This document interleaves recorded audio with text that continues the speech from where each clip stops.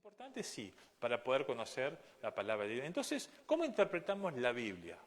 Nosotros podemos ver que la palabra de Dios tiene autoridad. Esto fue escrito por más de 40 escritores de más de 3 continentes, Asia, Medio Oriente y África, a lo largo del tiempo.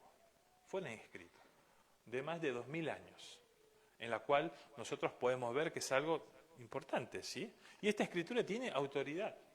En el Nuevo Testamento fue escrita por los apóstoles, por las personas que el Señor Jesús llamó a que lo puedan hacer, y el Antiguo Testamento fue dado por los profetas, por los sacerdotes, ¿verdad?, que Dios había puesto. Entonces hay una autoridad que Dios puso, ¿sí? Y la verdad de las Escrituras es suficiente, pero no es exhaustiva, porque hay muchas cosas que no sabemos. Entonces, ¿es suficiente? Es lo que nosotros tenemos que saber. Si Dios hubiera querido que sepamos más, nos hubiera dado más explicaciones. Pero hay explicaciones que capaz no podemos dar. Y porque Dios no lo consideró así, Él es soberano, Él hace como Él quiere, ¿verdad? Ahora, la verdad de la Escritura es objetiva. ¿Por qué? Porque es lo que Él me dice a través del tiempo, lo que me dice en su palabra, lo que está escrito, lo que está en la parte de la arqueología que podemos ver, de los escritos, es algo objetivo, no es algo subjetivo, no es algo que a mí me parece. Ahora, obviamente, si yo veo un texto de lo que los evangelistas o el Señor está hablando, yo debo de ubicarme en ese contexto, ¿verdad? Porque si Él está hablando en el siglo I a unas personas, yo tengo que meterme a lo que le hablaba a esas personas en el siglo I. Pero si yo saco ese pedacito, por ejemplo, de Timoteo, ¿verdad? Timoteo era una persona que era un poquito, tenía problemas de enfermedad, tenía una lipotimia, por eso él siempre necesitaba algo para que le ayude, ¿ah? Para que esos vasos sanguíneos se puedan abrir, para tener una mayor irrigación cerebral. Y en esa época no había un tónico cerebral, no había nada. Pero que había un vasodilatador natural llamado vino, ¿verdad? Entonces el apóstol Pablo le dice, mira, Timoteo, toma un vino y eso te va a ayudar. Ahí está, pastor, ¿ve? En la Biblia dice que hay que darle al vino toro. Ahí está, y tomo. Pero saco el contexto, no ese es el contexto de lo que yo estoy poniendo, ¿verdad? Entonces, así hay muchas cosas. Yo debo de pensar cómo se pensaba en el siglo I y el contexto. Pero si yo lo saco y yo permito, bueno, ya está, ¿verdad? Entonces, eso es muy importante en las traducciones y en la interpretación. Por eso hay que tener cuidado. Por eso, como dijo Sabri, hay que escudriñar la Escritura. Y yo le había dicho, cuando usted lee la palabra debe de escuchar, debe de mirar, debe de leer, debe de escudriñar, debe de memorizar y debe de recibir la revelación de Dios. Mire, es un proceso, no es que yo lo leo, y ya está, no.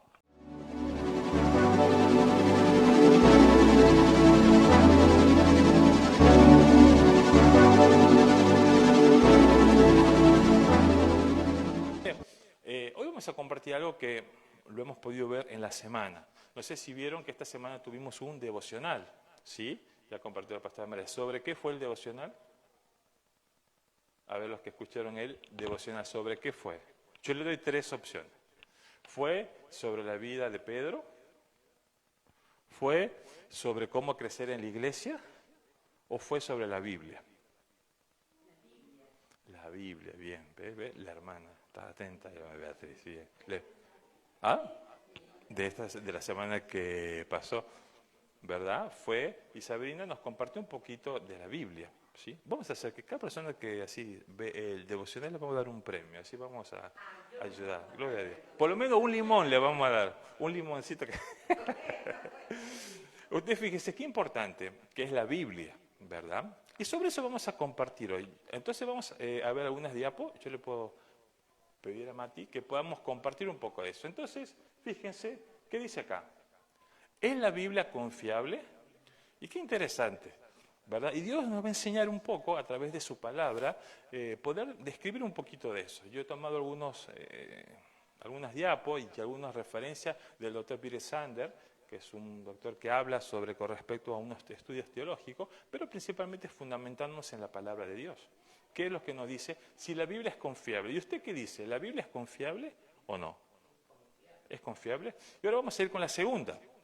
Cuando nosotros hablamos con las personas, ¿sí? Personas que no son cristianas, personas que no conocen a Dios, y nosotros le hacemos estas preguntas. ¿Cuáles son las principales razones que las personas dan para no creer en la Biblia? Miren, muchas veces nosotros capaz hemos hablado con personas, capaz que hemos compartido, y muchas de las personas nos dicen, no, yo no creo en la Biblia. ¿Cuáles son, en su experiencia, de los que estamos aquí, cuáles son las principales razones que las personas dicen por qué no creen en la Biblia? ¿Qué le ha pasado a ustedes?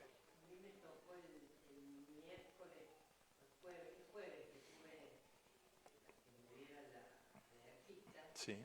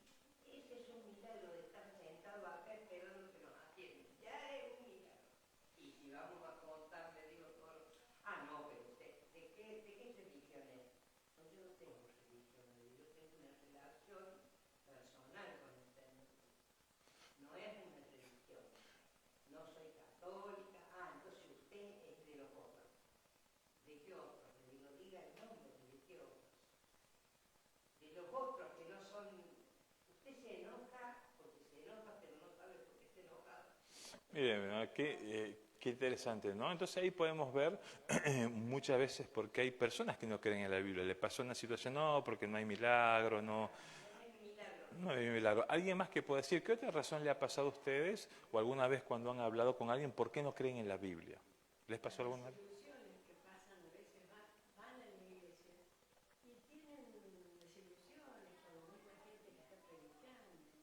Bien. Bueno, algunas desilusiones que directamente pueden poner en las personas, ¿verdad? Y eso hay que tener cuidado, ¿sí? Dentro del liderazgo y dentro de la iglesia, uno siempre hay que tener cuidado. La gloria es para Dios, la gracia es para el Señor. Nosotros solamente somos instrumentos. Pero a veces hay liderazgos que son tan potentes que se ponen en un lugar de tan Dios que es el lugar de Dios prácticamente. Y el apóstol Pablo dice, puesto los ojos en el predicador, en el evangelista, en el presidente JNI. ¿Dice eso? Puesto los ojos en el superintendente, no. Puesto los ojos en Jesús, el autor y consumador de la fe, ¿verdad? Pero muchas veces la desilusión puede llevar. ¿Qué otras cosas más le ha pasado? ¿Por qué muchas veces le dicen, no, a mí vos no me hables de eso porque yo no creo en la Biblia? ¿Y por qué no crees, Adri?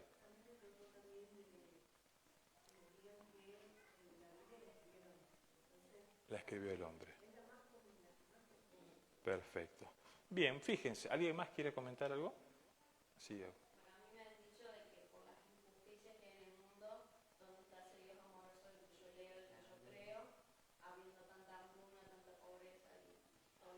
Y todas esas cosas, bien, que también estaría un poquito con lo que hablamos el domingo pasó, el sufrimiento, no poder contextualizar todo eso. Entonces, fíjense, vamos a poder compartir un poquito eso, ¿verdad? Todos esos argumentos son válidos de las personas, ¿por qué no creen en la Biblia? Entonces Dios nos va a enseñar un poquito a poder profundizar un poquito lo que Dios nos dice a través de su palabra. Pero cuando surge esto, surgen personas también, con un lugar importante en la sociedad, puede ser un científico, puede ser un empresario, puede ser una persona reconocida, que larga algunas cosas con respecto a esto, ¿verdad? Porque muchas veces cuando se habla de estos temas también dice, bueno, vamos a ver qué es lo que dice el artista, qué es lo que dice el intelectual, ¿verdad? ¿Qué es lo que dice el científico con respecto a esto? Y ahí surgen personas, vamos con otra, Mati, algunas personas como esta, que ya habíamos hablado, Dawkins.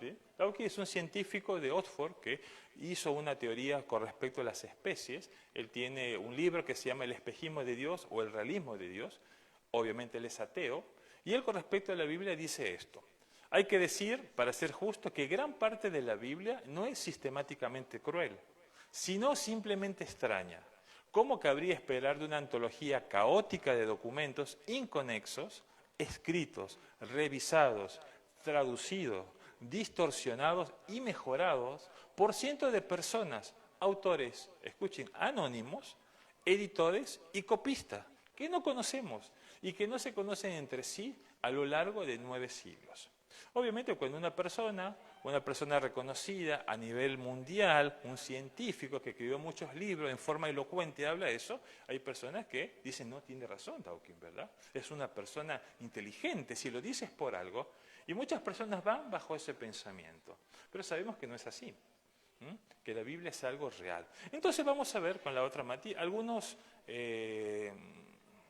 falsos pensamientos o por qué la gente duda de la Biblia, algunas de las cosas que ustedes han dicho y vamos a poder profundizar un poquito, ¿no? Hay rumores, hay presuposiciones, qué es lo que nos dice la ciencia, la moralidad, lo incorrecto y lo editado. Vamos con lo primero.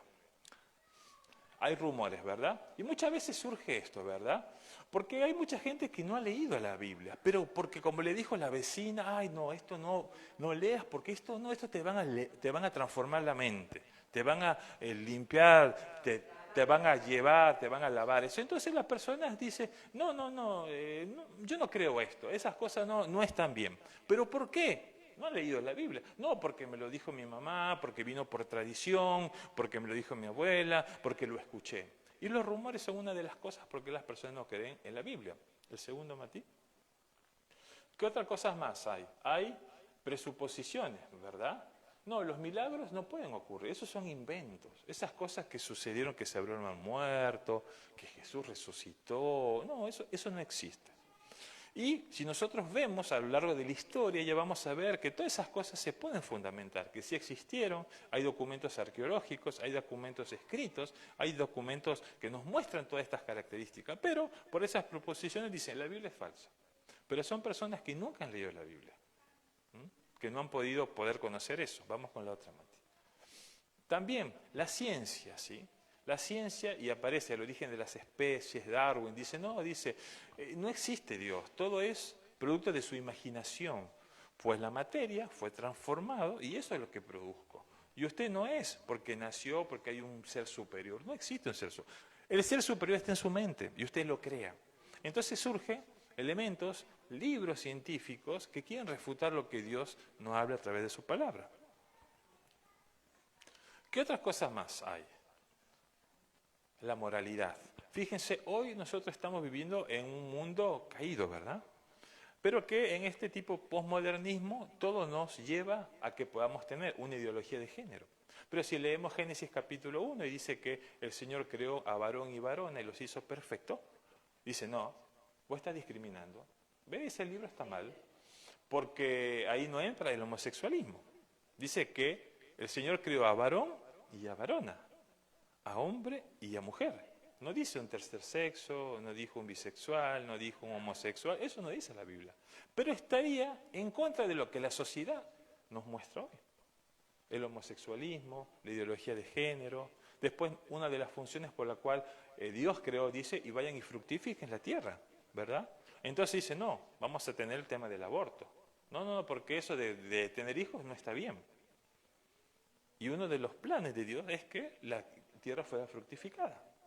Entonces, todas esas cosas están en contra de lo que Dios nos enseña, ¿verdad? Y como sociedad, moralmente, nos lleva a eso, a enseñanzas que moralmente no están bien, porque vivimos en una sociedad que nos muestra eso. Entonces, por lo tanto, no me conviene creer en la Biblia, porque eso está mal. Bien, ¿qué otras cosas? Razón también, lo personal.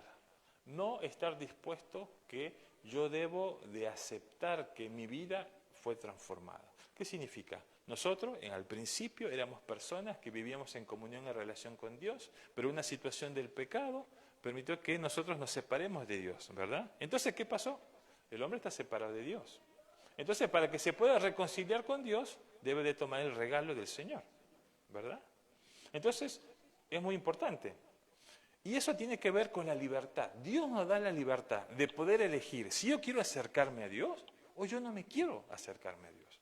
Para nosotros sería gracia preveniente, la gracia que Dios nos da para que yo acepte o para que yo no acepte. Y eso es muy interesante.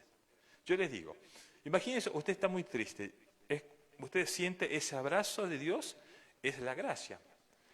Pero para que haya gracia tiene que haber arrepentimiento. ¿Y cuál es el arrepentimiento? Es cuando alguien te abraza de atrás y vos ¿qué haces? Vos te das la vuelta y recibes ese abrazo. Pero si esa persona que te está abrazando, vos te das la vuelta y vos sigues derecho porque no quieres recibir ese abrazo, vos estás apartándote, ¿verdad? El arrepentimiento es cuando yo recibo el regalo de Dios. Pero cuando yo no recibo el regalo de Dios, porque quiero ser Dios, porque no me importa, porque creo que no es lo correcto, porque creo que es un invento, me voy. Entonces, cuando decimos hoy a las personas que en un momento va a haber un juicio final y todas las personas van a ser juzgadas, no, eso es mentira, eso no me conviene. Entonces, pienso que no es así y por lo tanto no creo en la Biblia. Porque eso me involucra a mí. Mati, a la otra. Entonces, fíjese qué interesante. Lo incorrecto. Muchas veces las personas piensan, no, porque esos escritos que escribieron en el Nuevo Testamento fueron incorrectos, no tienen relación, porque uno habla de uno, otro habla de otro, está todo mal. Y nosotros sabemos que las personas que escribieron el Nuevo Testamento fueron personas que vivieron ahí con Jesús, personas que estuvieron con Jesús. No lo escribió un quinto de quintas personas, fueron los apóstoles, fueron las personas que estuvieron con Jesús, que vivieron durante 3 años. Fueron personas vivientes que experimentaron lo que ellos hicieron y vieron al Salvador. No, entonces, eso no tiene error, ¿verdad? Si nosotros tendremos que hacer unas memorias, imaginemos, está Mati Sabre, y pasan los años, ¿verdad? 20 años de casado, 30 años de casado, gloria a Dios, 40 años de casado, ¿verdad?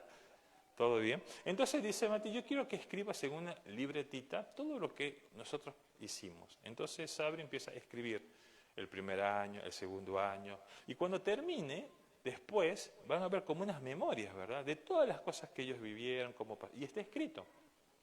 Eso no se puede modificar, porque son cosas que ellos vivieron, ¿sí? Lo lee otra persona y lo voy a leer textual, porque es lo que ellos vivieron.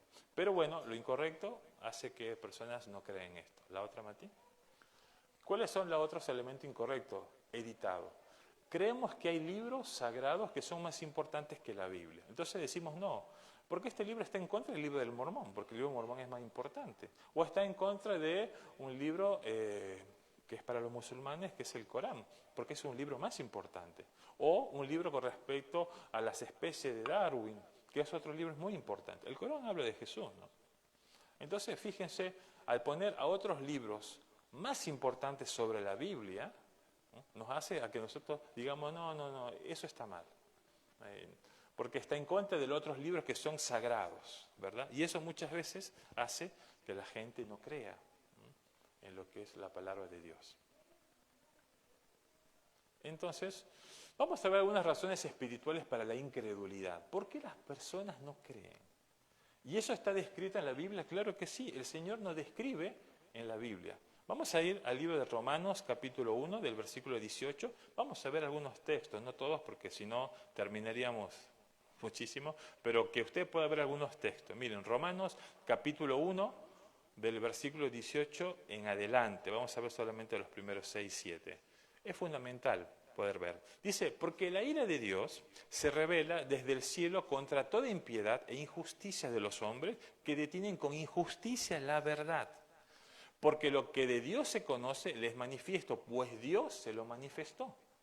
Porque las cosas invisibles de Él, su eterno poder y deidad, se hacen claramente visibles desde la creación del mundo, siendo entendidas por medio de las cosas de modo que no tiene excusa. Hasta ahí nomás.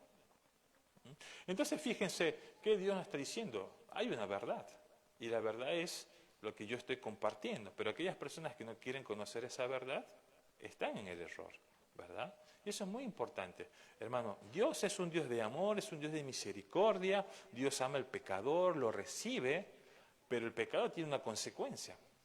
La consecuencia del pecado me va a llevar a esa muerte, ¿verdad? O sea, hermano, cuando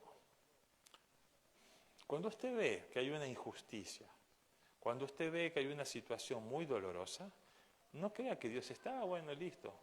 Dios se duele por eso. Dios se indigna por eso.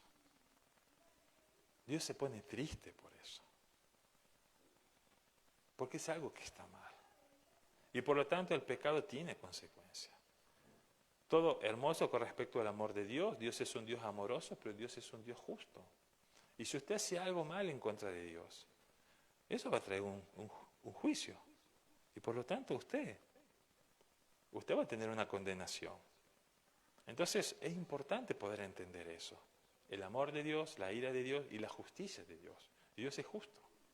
Dios es amoroso, pero Dios es justo. Y muchas veces no hablamos de la justicia de Dios, ¿verdad? Y es importante que podamos ver. Muchas veces, ¿por qué no se quiere creer? Porque hay una ceguera espiritual. Porque la persona está en la oscuridad, es como que cegada. Vamos a 2 de Corintios, esa es cortita, capítulo 3, del versículo 15 al 16. Miren qué es lo que dice el apóstol Pablo. 2 de Corintios, capítulo 3. Y aún hasta el día de hoy, cuando se lee a Moisés, el velo está puesto sobre el corazón de ellos. Pero cuando se conviertan al Señor, el velo se quitará. Todavía, hay personas que todavía están, ¿verdad?, pensando en cosas que no, eso no es. Dios ha puesto. Pero cuando ellos creen en el Señor, esa ceguera espiritual va a ser eliminada. Hay desobediencia, como yo les dije. No me importa, ¿verdad?, el camino de Dios. Yo voy a hacer lo que a mí me parece. Está en Juan capítulo 7, que eso es cortito también, del versículo 16 al 17. Miren, desobediencia. Juan capítulo 7, del versículo 16 al 17. Jesús le respondió y dijo, mi doctrina no es mía, sino de aquel que me envió. El que quiera hacer la voluntad de Dios, conocerá si la doctrina es de Dios o si yo hablo por mi propia cuenta. Miren qué interesante. El Señor nos está diciendo, hay que ser obediente, ¿verdad? Yo no le estoy diciendo algo que yo cree que es algo mío, no, viene de Dios. Y eso es importante. Entonces, muchas veces esa incredulidad se da por eso, porque la persona tiene una ceguera espiritual, porque la persona no quiere hacer lo correcto, porque la persona no quiere tomar lo que Dios ha puesto en nuestra vida. Y esas cosas me generan incredulidad. Yo no quiero creer. ¿Por qué? Y bueno, por eso. Pero vamos a ver qué es lo que el Señor nos habla de la Biblia, del Antiguo y del Nuevo Testamento.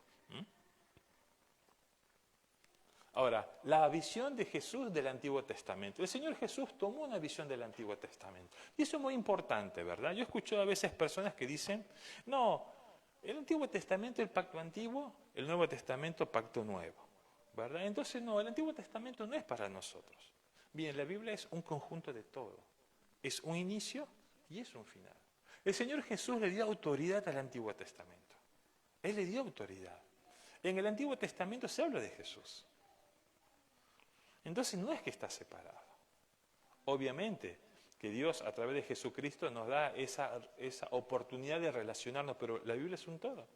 Es un inicio y es una final, ¿verdad? Entonces no es que son dos cosas apartes. Entonces esa cosa es muy importante. Ni tampoco es ser del Antiguo Testamento. Todo el Antiguo Testamento, que estamos así, entonces el Nuevo Testamento no me sirve. No, es un equilibrio entre ambos. Pero el Señor Jesús hablaba del Antiguo Testamento. Y hablaba con sus hechos. Mira, y acá hay algunos textos. Por ejemplo, en el libro de Lucas, capítulo 7, del 26 al 27. Pobre a Mati lo voy a traer loco hoy. Vamos a estar allá full. Lucas 7, 26, ¿qué es lo que dice? Más que salisteis a ver a un profeta, si os digo, y más que profeta, este es de quien está escrito. He aquí envío mi mensajero delante de tu faz, el cual preparo tu camino delante de ti. ¿Verdad? ¿Otra más? Os digo que entre los nacidos de mujeres no hay mayor profeta que Juan el Bautista, pero el más profeta es el rey. Vamos al anterior. Este de quien está escrito, envío mi mensajero delante de tu faz, el cual preparo tu camino. El Señor Jesús habló de varios personajes a lo largo de la Biblia. Habló de Abel, habló de Noé. Ustedes fíjense que cuando el Señor iba a traer esa destrucción en la tierra, porque había 8 hombres que estaban ahí y era la familia de Noé, Dios le dio una nueva oportunidad. Dios también habla directamente de lo que Dios actuaba en la vida de estos personajes. Habla de Jonás, cuando él tenía que ir y Dios lo llama que vaya a Nínive, pero Jonás dice, ¿cómo voy a ir a Nínive si esas personas están destruyendo a los israelitas? ¿Por qué, Señor? Y él no quiso, ¿verdad? Y fue dentro de un pez. Vamos a la diapo. Todas esas narraciones el Señor lo describe en su palabra. Y los evangelistas hablan con respecto de eso, ¿sí? En Noé, Lucas 17, 26 y 27 que leímos, Jonás está en Mateo, del 12, del 39 al 41. Eso es muy importante. El Señor Jesús le dio autoridad al Antiguo Testamento. Y en Mateo capítulo 4, que habíamos hablado algo, cuando el Señor Jesús es tentado, el Señor Jesús le refuta al diablo y le dice, escrito está, ¿verdad? Y esos libros están en el libro de Deuteronomio capítulo 6 y Deuteronomio capítulo 8. Entonces el Señor le habla con la palabra de Dios. En ese momento no había Nuevo Testamento, él habla con la palabra. Entonces le da una autoridad a lo que era la palabra de Dios. Creyó en las profecías que se cumplían. Todas las profecías que hablaron de Jesús se cumplieron, hermanos. Jesús habla más de 400 veces del profeta Isaías. Él menciona al profeta Isaías en todos los textos. Acá hay un texto que está en Lucas 24, 44. Está el siervo sufriente también. Lucas 24, 44. Miren qué es lo que dice. Y les dijo, estas son las palabras que os hablé, estando aún con vosotros, que era necesario que se cumpliesen todo lo que esté escrito de mí en la ley de Moisés, en los profetas y en los salmos.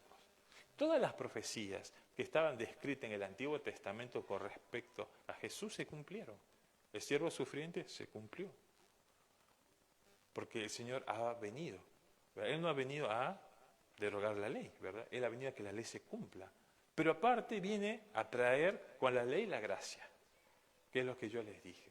Ese abrazo que Dios nos da, en la cual yo me doy vuelta y recibo ese abrazo a través del arrepentimiento nuestro. Entonces miren qué interesante lo que nos habla el Señor. Vamos a la diapo. Entonces podemos ver todas esas cosas que el Señor nos está hablando con respecto a su palabra. Y también obedeció las enseñanzas éticas. Había enseñanzas que estaban descritas en el Antiguo Testamento y el Señor obedeció. Vamos ahí a Mateo capítulo 5, del versículo 17 al 21. Mateo 5, del 17 al 21 dice, no pensáis que he venido para abrogar la ley o los profetas. No he venido para abrogar, sino para cumplirla. ¿Qué más dice? Porque de cierto os digo que hasta que pase el cielo y la tierra, ni una jota, ni una tilde pasará de la ley, hasta que todo se haya cumplido. De manera que cualquiera que quebrante uno de estos mandamientos muy pequeños, y así enseña a los hombres muy pequeños, será llamado en el reino de los cielos. Mas cualquiera que los haga y los enseñe, éste será llamado grande en el reino de los cielos. Otra vez. Porque os digo que si vuestra justicia no fuera mayor que la de los escribas y fariseos, no entraréis en el reino de los cielos. Y el 21, oíste que fue dicho a los antiguos, no matarás, y cualquiera que matare será culpable de juicio. Entonces fíjense, los mandatos que el Señor está diciendo, esto se va a cumplir. Y todo esto que está descrito va a ser real.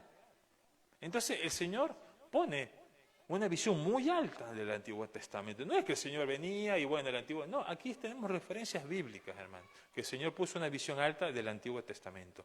Pero también el Señor habla del Nuevo Testamento. ¿Qué es lo que hace el Señor Jesús? El Señor Jesús, Él encarece, Él llama a que los apóstoles empiecen a describir, de que ellos escriban, de que ellos cuenten, de que ellos puedan poder transmitir las cosas que vivieron. Y por lo tanto los apóstoles fueron testigos oculares de las cosas que ellos vivieron, ¿sí? Lucas 1, capítulo 3.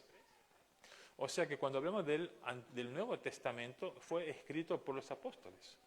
Fue escrito por personas que estuvieron ahí. Dice, me ha parecido también a mí, después de haber investigado con diligencia todas las cosas desde su origen, escribírtelas de orden, oh excelentísimo Teófilo, ¿verdad? Para que conozca bien la verdad de las cosas en las cuales ha sido instruido. Entonces, el Señor les dice, no, ustedes tienen que escribir. Yo les encarezco que ustedes escriban el Nuevo Testamento de las cosas que están pasando. Entonces fue un pedido del Señor Jesús. Vamos a la diapo. Y no solamente eso, hermano. El Señor Jesús pudo ver que los apóstoles que estuvieron ahí, ellos puedan describir. Los apóstoles estuvieron con el Señor Jesús 3 años, ¿verdad? Vieron los milagros, vieron cómo Dios transformó la vida, cómo el Señor sanó a esa mujer con flujo de sangre, cómo le dio de vida a aquel paralítico, cómo resucitó a Lázaro. Todas esas cosas los vieron ellos. Entonces el Señor Jesús en Mateo 28, 19 y 20 le dice, id y predicad el Evangelio a toda criatura, y bautizándolos en el nombre del Padre, del Hijo y del Espíritu Santo. Era un mandato que el Señor les dio, la gran comisión, ¿se acuerda? Y ese discípulo a todas las naciones. ¿Qué más sigue, Mati? Enseñándoles que guarden todas las cosas que os he mandado. Y aquí yo estoy con vosotros todos los días hasta el fin del mundo. Era un mandato que el Señor les dio, el Señor Jesús, a los apóstoles en el Nuevo Testamento. Y Él les dice, no solamente que ustedes van a escribir, porque cuando yo no esté, no van a estar solos. Yo les voy a mandar a ustedes al parusia, ¿verdad? Les voy a mandar al Espíritu Santo de Dios. Y ahí les dice, recibiréis poder del Espíritu Santo. Para enseñarles todas las cosas y recordarles todo lo que les dijo, recibir lo que de Él les declaró y guiarlos a toda verdad. Él dice, ustedes no van a estar solos, van a tener el Espíritu Santo de Dios para que les enseñe, para que les muestre, ¿verdad? Pero aquellas personas que recibieron al Señor Jesús como su Salvador van a tener el Espíritu Santo. Pero si usted es una persona que no quiere recibir el regalo de Dios, usted es una persona que dice, a mí no me importa el Espíritu Santo, yo no quiero saber nada con Dios, usted no va a tener el Espíritu Santo. Y por lo tanto va a ser un hombre, que el apóstol Pablo no habla en la carta de Corintios, un hombre carnal. No un hombre carnal, un hombre natural, porque no quiere saber nada con Dios. ¿Y hay hombres así? Claro que sí, porque no le interesa. Yo soy mi Dios, yo hago lo que a mí me parece. Pero Dios, a través de su gracia, siempre está preparando a las personas para que puedan transformarse. Pero las personas tienen la libertad de elegir. Yo lo tomo o yo no lo tomo. Era como nosotros habíamos visto, creo, unos domingos atrás, como un robotito, ¿verdad? El libre albedrío. Él nos da esa libertad. Y eso es muy interesante.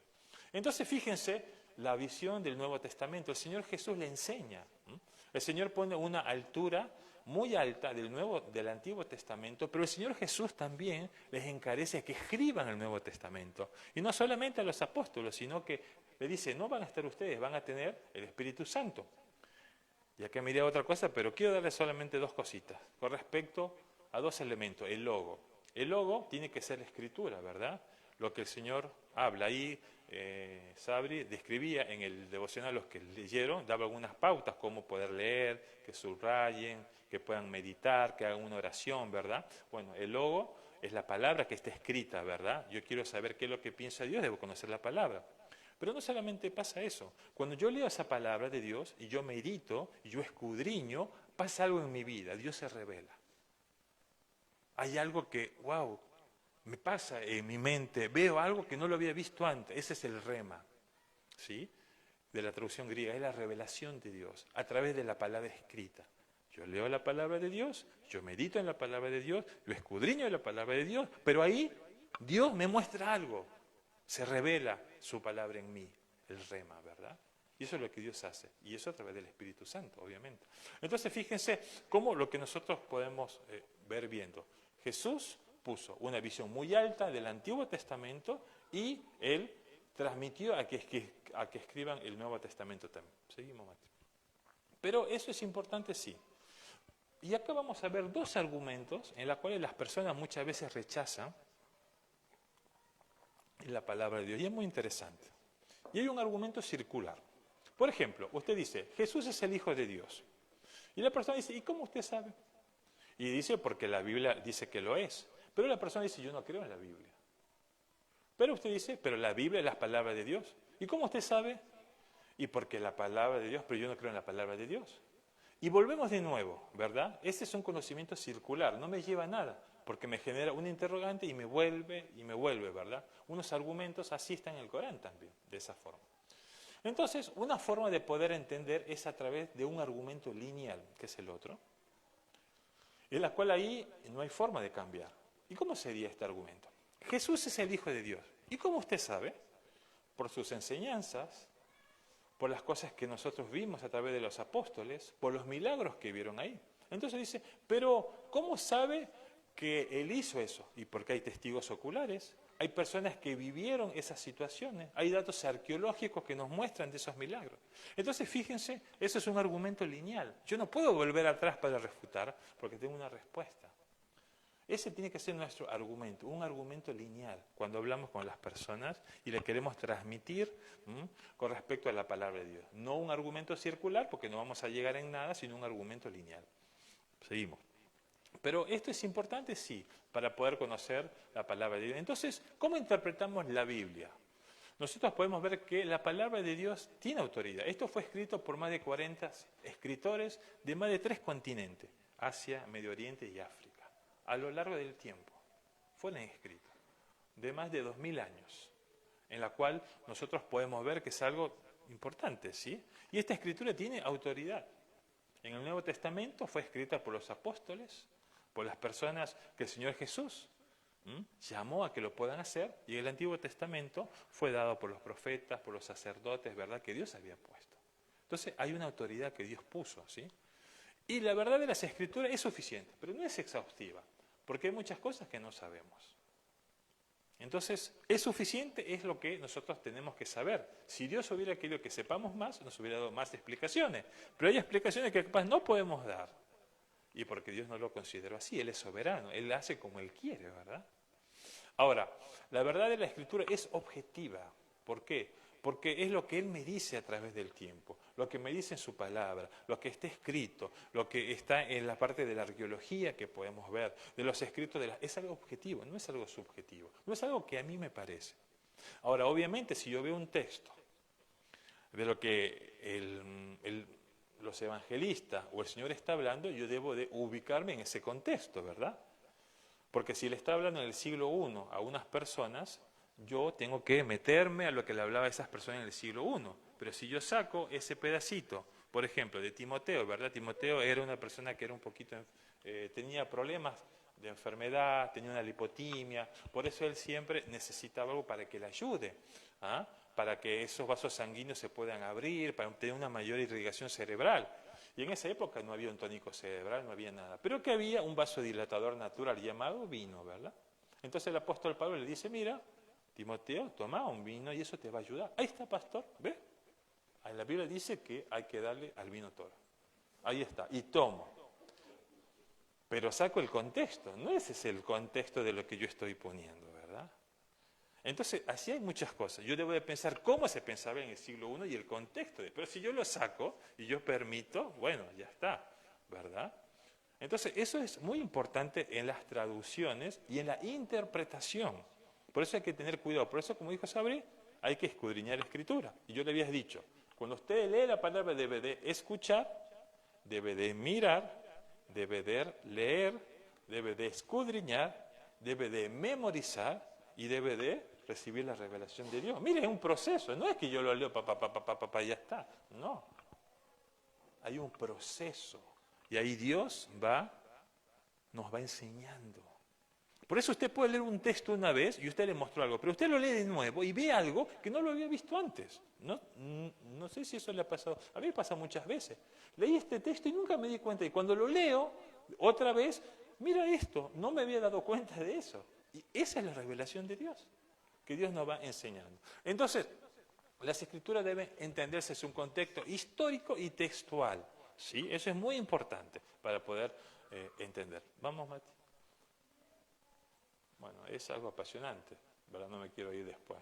Entonces, ¿cómo obtenemos nosotros nuestra Biblia? ¿Cómo podemos decir a una persona, sí, esta Biblia es un libro? No, esta Biblia está, hay manuscritos del original. En el Antiguo Testamento, del hebreo, del arameo, el libro de Daniel fue escrito en arameo, y el Nuevo Testamento en griego, prácticamente. Entonces, hay manuscritos que nosotros podemos ver. Y eso fue transmitido por diversas comunidades. Ahora, fue traducido a las lenguas populares que estaban ahí. ¿Sí? A veces fue transmitido en el siglo IV al latín, luego en el siglo XVI por darle al inglés, luego con la reforma Lutero. Entonces, fue transmitido a las lenguas que estaban en ese lugar a lo largo del tiempo. Ahora, hay evidencia manuscrita. Entonces, hay evidencia que nosotros sabemos que la Biblia es real, sí. Y eso es lo que vamos a ver un poquito ahora. Vamos, Mati. Entonces, nosotros podemos ver esto. Hay manuscritos del Nuevo Testamento, capaz que no se ve ahí, capaz un poquitín, capaz un poquito, y están manuscritos en papiro, ¿sí? Hay manuscritos, gracias, están en papiro que nos dicen las cosas que sucedieron ahí. Hay códices antiguos, ya le voy a explicar. El Nuevo Testamento estaba descrito en 4 tipos de escritura, uno en papiro, en una escritura de mayúscula, en una escritura de minúscula y en una escritura de unos textos longitudinales que se llaman. Y eso tenía versiones. El latín, el armenio, como yo le dije, fueron descritos para la lengua de aquellos lugares. Y estaban los padres de la iglesia, ¿verdad? Atanasio, Crisóstomo, Tertuliano. Esa porque era, después la otra se ve mejor, creo. Bien. Entonces, vamos a poder escribir un poquito, eso es poder tener una reseña, ¿sí? No, si no, no terminaríamos más prácticamente con respecto a esto. Entonces, vamos a ver algunas características de esos textos. Entonces, una de las cosas que dicen directamente es que hubo, la Biblia, yo no creo porque se hizo una transmisión verbal. ¿Qué significa? Es como cuando usted le dice, imagínense, Sabrina le dice un comentario a Agustina. Y la Agustina luego se hizo a la hermana Beatriz, ¿verdad?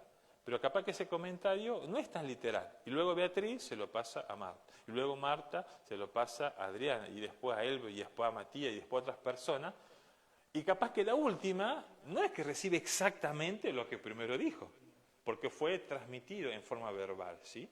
Bueno, hay algunas religiones como los musulmanes, por ejemplo, cuando hablan del profeta Mahoma, muchos de los escritos fueron transmitidos después de 1000 años, pero fueron escritos por personas que transmitieron eso, y por lo tanto el mensaje no fue el mismo.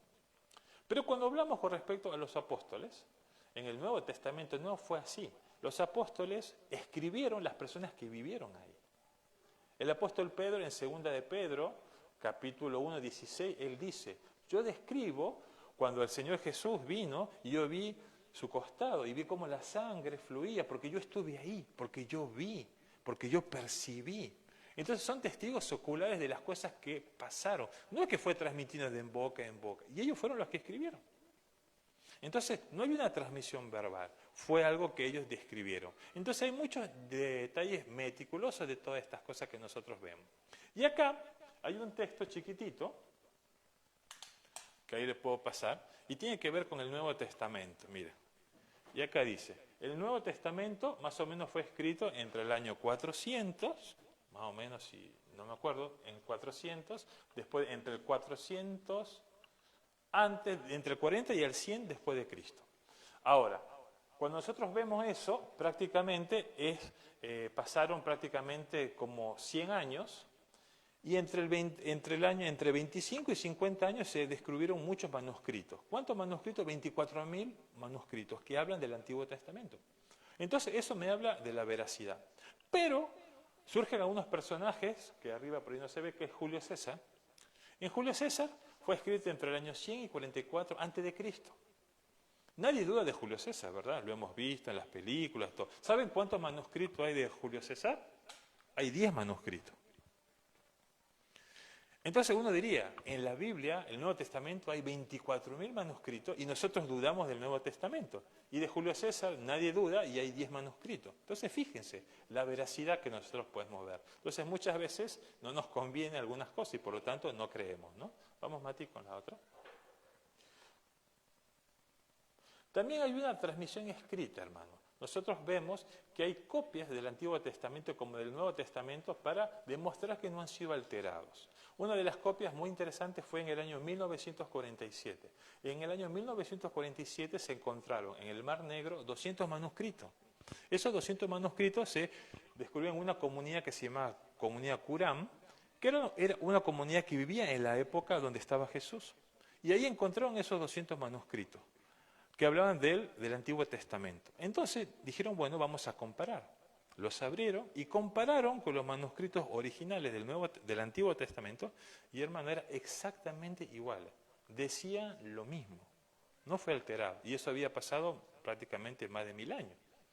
Entonces podemos ver que está descrito. Si hay una copia que pasó más de 1000 años y que es textual con las cosas que nosotros estuvieron descritos en la antigüedad, vemos que eso no puede ser alterado, porque es el mismo que está descrito. Y con respecto al Nuevo Testamento, hay un fragmento que es de John Ryland, no sé si lo escucharon, 125 después de Cristo, que es un papiro, y ya le voy a explicar. Entonces, acá hay una página que es la Universidad de Cambridge, que usted puede entrar, y ahí le habla más o menos de las referencias. Pero lo que quería quedar son esos rollos del Mar Muerto. O sea que si se quemaran los originales, tenemos rollos del Mar Muerto que nos describen constantemente qué es lo que nos dice en el Antiguo Testamento, textual. ¿Sí? No puede ser alterado. No es algo que a alguien se le ocurrió y lo puedo cambiar. No, no fue así. ¿Vamos, Mati? Entonces hay manuscritos bíblicos hebreos y eso es lo que usted puede entrar a Google, al maestro Google, ¿verdad? Miren, en la antigüedad se tenía que memorizar la Biblia. No había Google, WhatsApp, no, nada. Se tenía que memorizar la Biblia, todo. Imagínense para poder describir. En cambio, si usted entra a Google, usted ve la lista de manuscritos hebreos y va a encontrar esos que yo le expliqué. ¿Vamos, Mati? Esa es la comunidad Qumran, y ahí donde usted ve este techito, ahí parte de Jericó, ahí encontraron algunos rollos. Estos rollos del Mar Muerto, en el año 47. Miren qué interesante. Después de tantos años. La Biblia no se altera, está escrita de la misma forma. Entonces, hay manuscritos griegos del Nuevo Testamento. De esos 24.000 se habla que 5.761 fueron descritos en griego. Y es importante, y sí es importante, porque esos originales luego fueron transformados para que las personas puedan conocer. Y esos griegos se hablan de 4 tipos de escritura. Uno que son unos papiros, otros que se llaman unas mayúsculas, escritas en mayúsculas, otras que se llaman escritas en minúscula y otras que son como unas lecciones. Entonces, de los papiros, usted sabe que el papiro es un papel que se produce con que se desintegra en el tiempo. Yo no sé cómo Dios ha permitido que estos papiros no se desintegren, porque eso se desintegra y están años de años y no se han desintegrado. Entonces, vamos, Mati, con algunos de los papiros importantes. Y ahí está. Ese primero es el de John Ryland, que yo le expliqué. Y ese es muy interesante, porque ustedes ven en ese fragmento, en una parte, está hablando de una referencia de lo que es del Nuevo Testamento, de los Evangelios. Y en la parte de atrás está descrito también los Evangelios del Nuevo Testamento. Entonces ustedes fíjense, miren los años que han pasado. En un lado está Juan 18, 31 al 33 y a la vuelta está Juan 18, 36, 37. Entonces hay documentación que nos explican que esto fue algo real. Y están los códices alejandrino y sinaítico, que si nosotros vemos, esas están escritas con mayúsculas, yo les dije. Hay unos descritos con mayúsculas que nos describen todo lo que está. Entonces, si se pierde, si se rompe, si no tengo originales, tenemos papiros, tenemos códices que se pueden escribir. Es más, tenemos los padres de la iglesia, como yo les dije, Tertuliano, Orígenes, que ellos describieron con todas estas características las cosas que estaban dispuestas dentro de la palabra de Dios. ¿Vamos, Mati? Entonces, acá hay que ver también la arqueología. La arqueología nos muestra que esto fue real. No, esto es ficticio, no. Si nosotros vemos la parte histórica y la parte existe. Y hay muy poca arqueología. Hasta antes del siglo XIX no había nada. Pero después de Napoleón aparecieron muchos datos históricos. Y uno era la piedra de Rosetta. La piedra de Rosetta es una piedra que ya la van a ver aquí, que nos muestra prácticamente las escrituras del Antiguo Testamento. Y es muy interesante. Ahora, hay escritos que están en un idioma acadio. El idioma acadio era el idioma de los babilónicos, que describen todas las luchas que tenía el pueblo de Israel. Y menciona a las 12 tribus de Israel, y menciona las luchas que tuvieron con los pueblos vecinos. Eso está descrito en las piedras. O sea, que fue algo que fue real, no que fue un invento. ¿Sí? Y tenemos nombres del Antiguo Testamento que están en las escalas. Los moabitas. Hay documentación, piedras donde hablan de los moabitas. Goliat, el filisteo, está la referencia que sí está. Hay una piedra que demuestra que está ahí. Sennacherib, ¿se acuerda del rey asirio? También está. Entonces, toda la arqueología nos muestra que es algo real. Vamos, Mati. Esa es la piedra Rosetta, inscrito en un decreto emitido en Memphis, en egipcio, en el año 196, en nombre del rey Ptolomeo. Y está escrito en 3 idiomas, en egipcio, en demótico y en griego antiguo. Y ahí habla toda de la referencia del pueblo de Israel. Miren ustedes.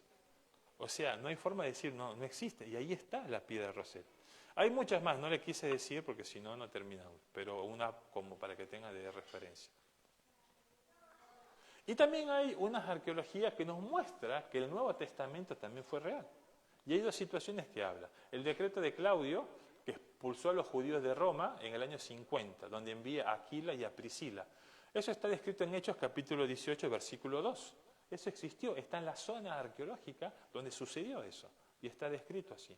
Y hay otro hecho que tiene que ver con la inscripción de Delfos, que contiene la proclamación del emperador Claudio. refiriéndose como procónsul romano de Grecia en el año 52. Está en Hechos capítulo 18, versículo 12, y también existe ese lugar. Entonces ustedes fíjense que la arqueología también nos muestra la veracidad que la Biblia es real, que no es un invento. Entonces usted ya tiene que conocer ahora, que cuando alguien le diga, no, esto es un invento, usted ya sabe. Hay una transmisión escrita, hay una transmisión verbal, hay una arqueología que demuestra esto. ¿Sí? Y también hay escritos que nos hablan de eso en el año 62, pero no nos describe todo. O sea, hay cosas que no están descritas. Por ejemplo, no se menciona la caída de Jerusalén, no se menciona que Pedro estaba vivo. Si usted quiere buscar, en la Biblia no me dice cómo murió Pedro, por ejemplo. Sabemos por los historiadores, que llevamos a ver, algunas características, ¿sí?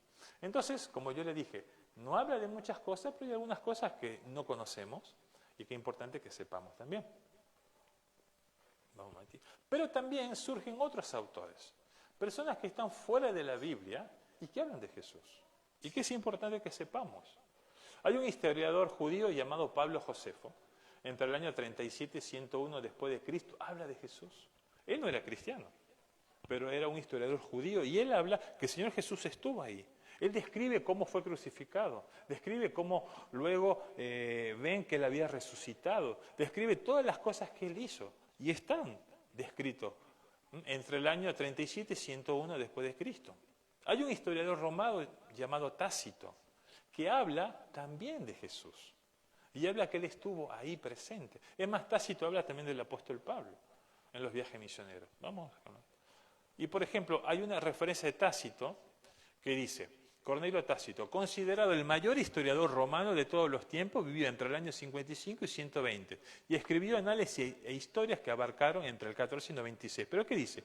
Cristo, en su escrito, el fundador del nombre, fue ejecutado por Poncio Pilato, procurador de Judea durante el reinado de Tiberio, pero la superstición perniciosa reprimida por un tiempo estalló nuevamente no solo en Judea, donde se originó el mal, sino a través de la ciudad de Roma también, en los Anales 14, página 44. Entonces usted fíjese, hay documentación que me habla, que el Señor Jesús vivió, estuvo, historiadores que nos muestran eso y que es real. Vamos a ver otro. Entonces surge el concepto del canon. No sé si usted alguna vez ha escuchado el canon del Nuevo Testamento. ¿Y qué es el canon? El canon no es más que aquellos libros que fueron escritos por los apóstoles en el siglo I. El canon son todas aquellas palabras que fueron escritos por todos los apóstoles, ¿verdad? Ahí. Y todos esos libros se juntaron y formaron lo que nosotros conocemos como Nuevo Testamento. Ese es el canon, ¿sí? Eso se hubo... un concilio, el concilio de Nicea en el año 325, donde se aprueba eso. Pero aparecen otros escritos que se llaman apócrifos, ¿sí?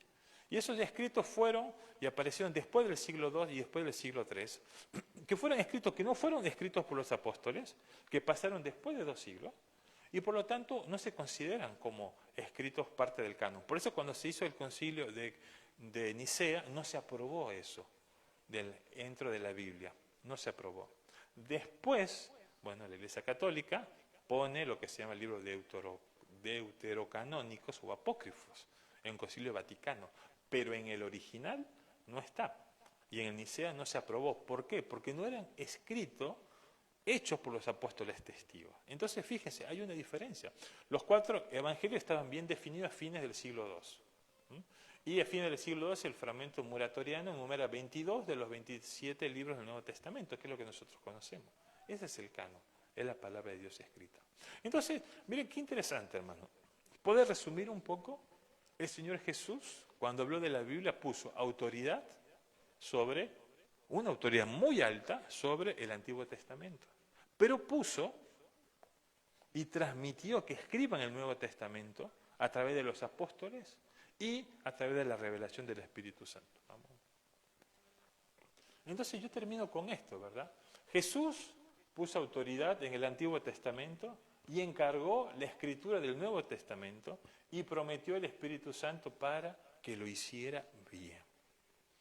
Hermano, qué importante es poder conocer la palabra de Dios. Y el Señor nos llama en este tiempo a que usted pueda conocer la Biblia.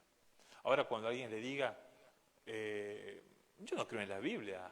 Entonces usted ya tiene una argumentación, ¿verdad? De decirle, no, porque sí, es la palabra de Dios. Pero Dios nos ha mostrado a través de su palabra y de los hechos y de las cosas lo que Dios pone. Entonces es bueno que usted pueda estar argumentando y que usted conozca también que la palabra de Dios le instruye a usted y que cuando venga alguien capaz que le quiera decir, no existe, esto es mentira, usted diga, no es mentira porque es de Dios. No solamente ese argumento, usted ya tiene un fundamento de poder saber. Y que es muy importante, hermano, que podamos explicar y poder mostrar a las personas que la palabra de Dios es real. Ahora, el Señor se revela a través de la palabra de Dios. Entonces, qué importante que nosotros tengamos esa lectura en nuestra vida. ¿Solamente leo un Nuevo Testamento? No, también sabemos que es parte del proceso. El Antiguo Testamento y el Nuevo Testamento es parte de una unión, ¿verdad?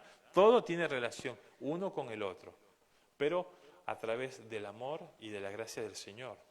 Pero Dios quiere que nosotros podamos conocer su palabra. Entonces yo lo animo en este tiempo a que usted pueda conocer la palabra de Dios. Y la pregunta sería, ¿usted está leyendo la Biblia? Sabrina decía, ¿no? No es la idea que usted la lea en un día, ¿verdad? Pero que usted pueda conocer un poco. Pero qué importante que usted la pueda conocer, pueda meditar la palabra de Dios y también pueda memorizarla, hermano. Memorice textos. A usted le va a ayudar cuando pase alguna situación. No le digo que usted va a ser un teólogo, pero memorice algunos textos. Son situaciones muy puntuales que Dios se va a manifestar en su vida. Y qué bueno que podamos cumplir esa gran comisión, ¿verdad? Id y predicad el Evangelio a toda criatura, porque Dios nos llamó a eso.